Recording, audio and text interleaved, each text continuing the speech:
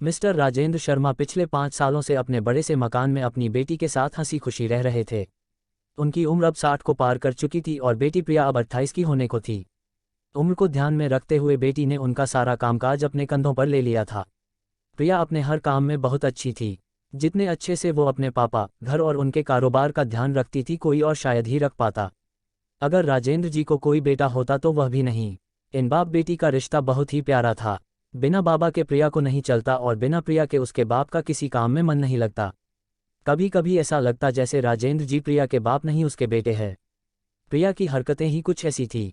बाबा को सुबह जल्दी उठकर जबरदस्ती वॉकिंग के लिए भेजना हो या छोटे बच्चों को जैसे दवाइयाँ पिलाते हैं वैसे ही पापा की दवाइयाँ उन्हें खिलानी हो। प्रिया का बर्ताव अपने बाबा के साथ बिल्कुल वैसे ही था जैसे किसी माँ का अपने बच्चे के साथ होता है। प्रिया के बाबा भी कुछ कम नहीं थे। जब जब प्रिया उन्हें दवाई खाने के लिए देती तो आधी दवाई खाते और आधी छुपा लेते, लेकिन प्रिया के नज़रों से बच नहीं पाते। फिर वह उनके सामने खड़ी होकर सारी दवाई उन्हें जबरदस्ती खिलाती। रात को प्रिया के सोने के बाद चुपके से किचन में जाकर फ्रिज से मिठाई चुरा कर खाना। बाबा की ऐसी शरारतें भी प्रिया पकड़ लेती थी। पकड़े जाने पर बाबा पानी पीने का बहाना करते, लेकिन प्रिया उनको समझाती कि मिठाई आपके लिए हानिकारक है। बाबा को याद दिलाती कि पिछली बार उनका शुगर लेवल कितना बढ़ गया था। अपने ही घर में अब मैं मिठाई भी नहीं खा सकता। बड़बड़ाते हुए, नाराज होने की एक्टिंग करते हुए बाबा किचन से चले जाते। फिर प्रिया उन्हें मनाने के लिए एक मिठाई का टुकड़ा पापा के पास लेकर जाती और फिर वो दोनों उसे आधा आधा बांटकर खाते। दोनों के चेहरे पर बड़ी स्माइल आ जाती। बस ऐसे ही दोनों की जिंदगी हंसी खुशी कट रही थी। उनका घर बहुत बड़ा था, उसमें कई कमरे थे, इसलिए उन्होंने सोचा कि एक किराएदार रख लिया जाए। पैसों के लिए नहीं, लेकिन प्रिया के ऑफिस जाने के बाद अकेले रह रहे राजेंद्र जी को थोड़ा सा ही सही किसी का साथ मिल जाए, इसलिए जल्दी ही एक किराएदार फाइनल हो गया। उनका नाम अमर सिंह था। उम्र उनकी 50-51 की होगी। एग्रीमेंट पेपर बनाने के दौरान पहली बार वह राजेंद्र जी और प्रिया से मिले। उन्हें दोनों से मिलकर काफ़ी अच्छा लगा और अब अमर सिंह अपनी बीवी के साथ राजेंद्र जी के घर पर किराएदार के तौर पर रहने लगे। थोड़े दिन बीते थे, लेकिन अमर सिंह राजेंद्र जी से अच्छी तरह घुल मिल गए थे। वह दोनों सुबह सुबह अब साथ में ही वॉकिंग के लिए जाया करते थे। कभी वह अमर सिंह के साथ तो कभी अमर सिंह और उनकी बीवी प्रिया और राजेंद्र जी के साथ डिनर किया करते। एक सुबह जॉगिंग के दौरान अमर सिंह ने कहा कि आप और प्रिया अकेले ही रहते हैं, आपको तो काफ़ी कुछ मैनेज करना पड़ता होगा। आप कैसे सब इतने अच्छे से संभाल लेते हैं? अजी मैनेज क्या करना है, मेरी होशियार बेटी के लिए ये कुछ भी नहीं है।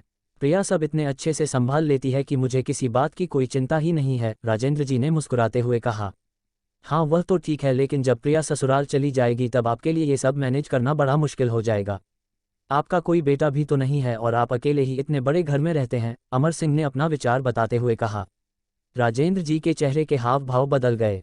वह अमर सिंह से कुछ कहना चाहते थे लेकिन नहीं कहा और बात बदलने के लिए उनसे पूछा, खैर वो सब जाने दीजिए, आपके कितने बच्चे हैं?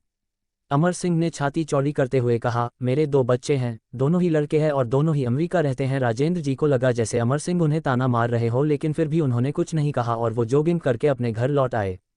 कुछ दिन बीते, राजेंद्र जी ने अमर सिंह को अपने साथ खाने के लिए बुलाया क्योंकि अमर सिंह की पत्नी किसी काम से बाहर गई थी और वे अकेले थे।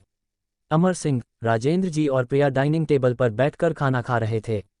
पहला निवाला खाते हैं, अमर सिंह ने खाने की तारीफ करते हुए कहा, प्रिया बेटा तुमने आज खाना बहुत अच्छा बनाया है। राजेंद्र जी ने गर्व महसूस करते हुए कहा, हाँ मेरी बेटी बहुत अच्छा खाना बनाती है। अमर सिंह जी बोल पड़े, ये तो बड़ी अच्छी बात है, उसके ससुराल वाले बड़े खुश रहेंगे। प्रिया उनसे कुछ कहना चाहती थी लेकिन राजेंद्र जी ने उसे रोक दिया और बात बदलने के लिए प्रिया से पूछा, कारोबार कैसा चल रहा है, कोई दिक्कत तो नहीं हो रही? प्रिया ने कारोबार की सारी जानकारी और स्थिति अपने पापा को बताई, जिसे अमर सिंह भी सुन रहे थे और वह प्रभावित होकर बोले, वाह प्रिया बेटा, मानना पड़ेगा जिस तरह से तुम सारा कारोबार संभाल रही हो, तुम राजेंद्र जी की बेटी नहीं बेटा हो बेटा। अब राजेंद्र जी से ना रहा गया, उन्होंने कहा, पता नहीं क्यों आप सभी लोग बेटी को बेटे के साथ कंपेयर करते हो। ऐसा एक भी काम या एक भी फील्ड बताइए जिसमें बेटियों ने अपना नाम ना बनाया हो। अरे आसमान में प्लेन उड़ाने से लेकर देश के सर्वोच्च पद पर बैठकर देश चलाने तक बेटियों ने हमेशा अपने आप को साबित किया है, लेकिन आप जैसे लोग अभी भी उनकी तुलना बेटों से ही करते रहोगे। होते होंगे बेटे सबके लिए ज़्यादा इम्पोर्टेंट, मेरे लिए तो मेरी बेटी ही सबसे बढ़कर है और मैं ये फ़ख्र से कह सकता हूँ जो मेरी इस बेटी ने मेरे लिए किया है।